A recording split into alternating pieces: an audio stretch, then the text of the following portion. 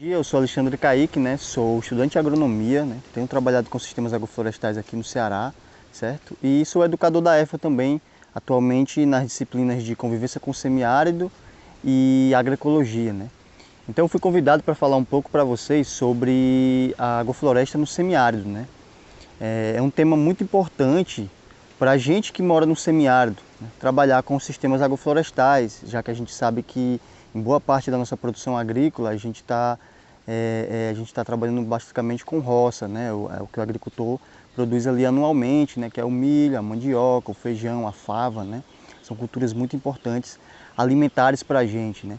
Mas também é realidade que na maioria dos agricultores familiares nós temos os quintais agroflorestais, né? E uma boa parte dos sistemas agroflorestais existentes no Brasil são quintais agroflorestais dos agricultores, né?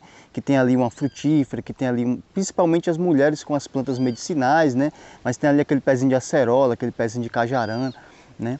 Então os sistemas agroflorestais, né, são sistemas onde nós buscamos, tá, aprender com a natureza e replicar esses ensinamentos nos nossos sistemas agrícolas. Então o nome já está remetendo, agrofloresta. Então é uma floresta para a produção de alimentos agrícolas, né?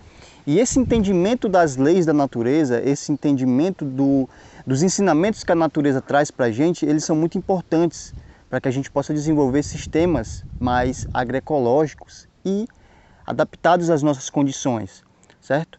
Porque o sistema agroflorestal por si só, né, existem diversas receitas que pode ser ou não um sistema agroecológico, né? Mas se a gente basicamente aprende com a natureza e replicamos os ensinamentos que a natureza tem para nos dar, né, esse modelo, essa agricultura, ela vai ser mais conectada com o ser, né? Ela vai ser mais conectada com o planeta, tá bom? Então, para o semiárido, né, que é uma região onde a gente tem evapotranspiração bem mais elevada do que a própria precipitação, né, solos um pouco mais rasos, geralmente pedregosos, né, e com baixa retenção de umidade, certo? Os sistemas agroflorestais eles são muito importantes, né? Por que nós temos... É difícil encontrar hoje, infelizmente, né, caatingas exuberantes, caatingas no estágio clímax, né, só muitas vezes em parques, né, conservados. Aqui no Ceará nós temos alguns parques, né, na região do Cariri, certo? Basicamente hoje boa parte 100% do nosso estado, né, do Ceará, está em processo de desertificação, é propício à desertificação, né, que chega a ser, quando chega nesse momento é irreversível, né? E trabalhar aprendendo com a caatinga, né, é importante demais para a gente, para os agricultores familiares, porque a gente vai conseguir ter resiliência nos sistemas agrícolas, né? A gente vai conseguir trazer mais biodiversidade para os nossos cultivos, né? Não só o milho, não só o feijão, não só a fava, que são importantes, né? Mas nós temos também as frutíferas que são adaptadas às nossas condições de pouca precipitação, né? São 4 meses de chuva e depois nós temos 8 meses aí de estiagem, certo? E aprender com a caatinga, aprender com os agricultores é muito importante para essa convivência com o semiárido, né? Nós precisamos aprender a conviver, né, com o semiárido. Ele já nos deu as suas leis, né? A gente já sabe como funciona o semiárido há muito tempo que o ser humano habita essa região e a gente precisa não mais entender o funcionamento, entender cada espécie que tem nesse sistema, né, que é única, certo? Existem diferentes semiáridos no mundo, mas o semiárido com caatinga, com as espécies da caatinga, só aqui, né? Muitas espécies você vai encontrar em outros biomas, mas a maioria delas é endêmica, né? Ou seja, só existem aqui. Então, precisamos desenvolver, né, desenhar sistemas que levem essas espécies da caatinga para dentro, né? Porque são as espécies que já se dão bem nesse local. Não adianta a gente ficar inventando moda, né, trazendo espécies, né? É muito comum na nossa região a fruticultura em larga escala, né, com espécies. Tem problema praticar fruticultura no semiárido? Não, né? Nós temos várias frutíferas que são adaptadas a essas condições, né? A ata, né, ou a pinha, ou a fruta do conde, como quiser chamar, né? É uma espécie que se desenvolve, que produz bem mesmo, né, com 8 meses sem chuva, né? As espôndias, que são muito importantes para o sistema, né? A cajarana, a cajaumbu, a siriguela, né? O caju é uma espécie que se adapta muito bem a solos arenosos, mas que produz muito bem sem chuva, né? Boa parte da produção de caju no Ceará e de castanha foi sem chuva, né? Agora que surgiu as variedades precoces e os sistemas irrigados, que aí você consegue ter mais de uma safra por ano. Mas a 99% da safra de caju nos últimos 40, 30, 50 anos era de caju de sequeiro. Então, para a gente desenvolver agrofloresta para o semiárido, é preciso que a gente respeite os ciclos da natureza. Para a gente, o principal ciclo é o ciclo da chuva, né? A gente tem essa capacidade de fazer agricultura muito melhor do que outros locais, porque a gente tem muita incidência solar e o sol é peça-chave para os sistemas, né? Solo, água, sol, né? O ar também. Mas se a gente tem luz para fazer a fotossíntese, então a gente tem a garantia de produção de biomassa, produção de frutas, produção de madeira, produção do que a gente quiser, né? E com a agrofloresta a gente consegue isso, né? Com a agrofloresta a gente une a produção de biomassa, ou seja, produção de comida para os micro-organismos, produção de cobertura para o solo, né? Muitas vezes nos sistemas agrícolas, até mesmo às vezes os agroecológicos, se negligencia essa parte da cobertura do solo, que é muito importante para a gente, porque pouca água, solo descoberto, aquela água vai evaporar, vai se perder para o sistema, né? Então, para a gente trabalhar, a gente precisa, a agrofloresta ela é basicamente o melhor sistema agrícola para a gente trabalhar em qualquer região do mundo, mas principalmente no semiárido, porque a gente vai trabalhar com espécies para a produção de biomassa, principalmente as espécies que têm condições de, num primeiro momento, produzir muito com pouco, né? Principalmente as espécies cactáceas, certo? A palma forrageira, o mandacaru, o sisal, a piteira, né? São espécies que conseguem pegar a umidade do ar, transferir para dentro das suas estruturas e no manejo a gente consegue disponibilizar essa água para o solo, né? Podando essas espécies, né? Então são espécies que são chave para o sistema. Pensar no semiárido é pensar em produzir biomassa para manter o solo coberto, manter alimento para os micro-organismos que é quem vão disponibilizar os nutrientes para as plantas. Então, para além dessas espécies cactáceas, você precisa trabalhar com outras também, que às vezes não são nativas, não são do ambiente, mas que num primeiro momento podem fazer um trabalho fundamental de produção de biomassa, de recuperação de solo, para que as espécies nativas que não têm mais condições de se desenvolver naquele local possam vir, né? Por exemplo, a glicídia ela não é nativa da caatinga, ela não é nativa do semiárido, mas é uma leguminosa muito importante para a gente, para a produção de biomassa, para a produção de comida para os animais, né?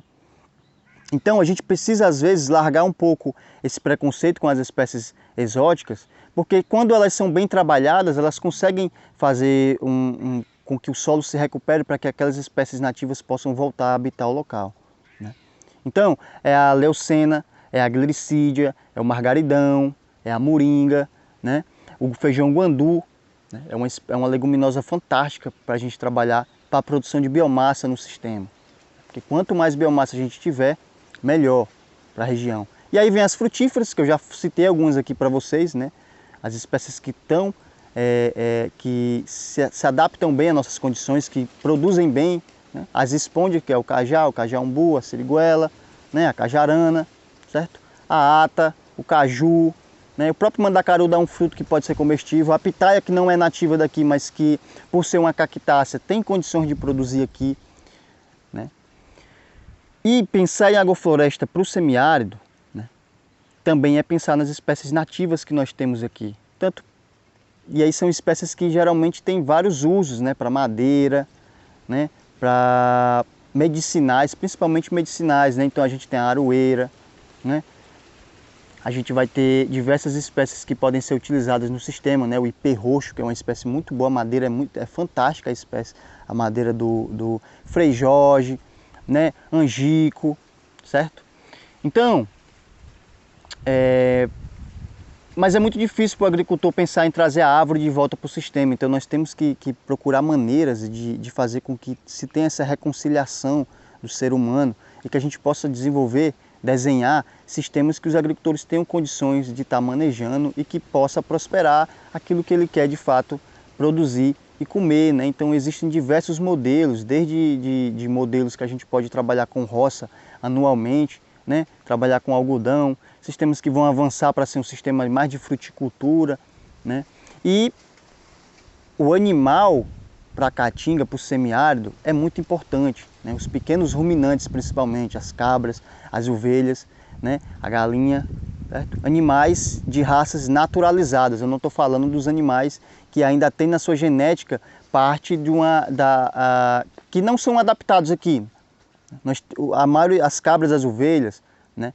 E as galinhas, por exemplo, elas não são nativas do semiárido, não são nativas da caatinga, mas foram trazidas há tanto tempo, né? E já foram trabalhadas tanto o melhoramento genético, e quando eu falo melhoramento genético, eu estou falando do melhoramento que os agricultores foram selecionando os melhores animais, né? Você já tem raças que são consideradas naturalizadas nesse ambiente e que são muito importantes para a cultura alimentar do agricultor, né? É importante para a nossa cultura também, porque é quase que algo ancestral, há tanto tempo que já vem sendo trabalhado aqui pelos agricultores, né?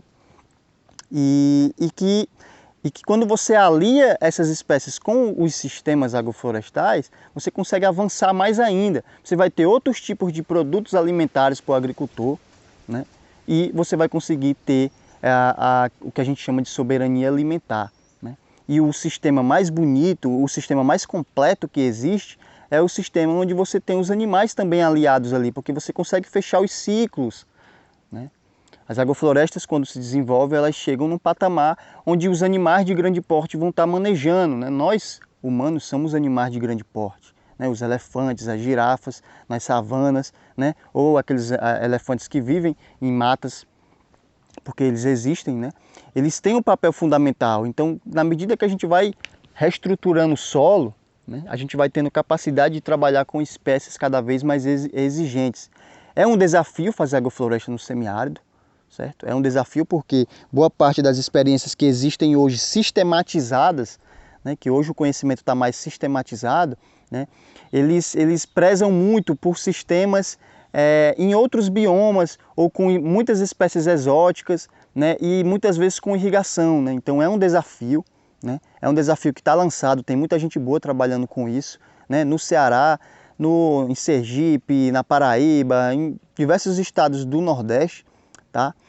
E é preciso conhecer as espécies, conhecer o ambiente e fazer as atividades no momento certo, né? Os agricultores já sabem qual é a hora de plantar. Qual é a hora de plantar aqui no semiárido? É quando está chovendo, a gente sabe disso, né? Então é o melhor momento para se plantar. Planta muda, planta semente, planta estaca, planta o máximo de planta que puder e a gente vai raleando isso com o tempo, vai podando, né?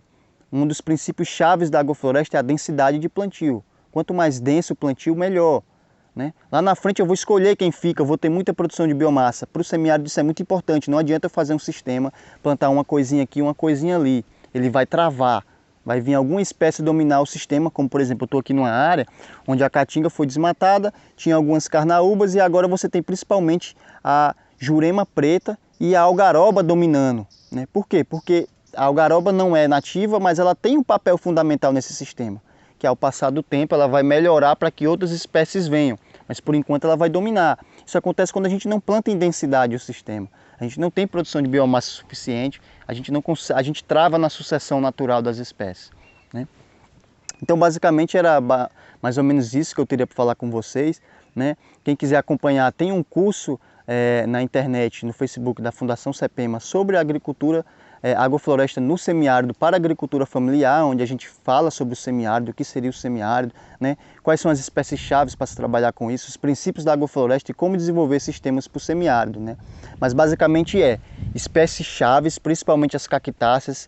A gente precisa produzir muita biomassa nesse ambiente, né, para estar com o solo coberto e conseguir reter o máximo de água possível, trabalhar com as espécies que são adaptadas às nossas condições, né, e poder trabalhar com um modelo de agricultura que faz com que a gente se conecte com o ambiente, né, se conecte com as espécies e seja feliz, certo? A vida no semiárido tem sido dura, tem sido sofrida, né, mas a gente pode ser feliz nesse ambiente. Muitas pessoas vivem há muitos anos aqui e são felizes se a gente se aliar à natureza, tá bom?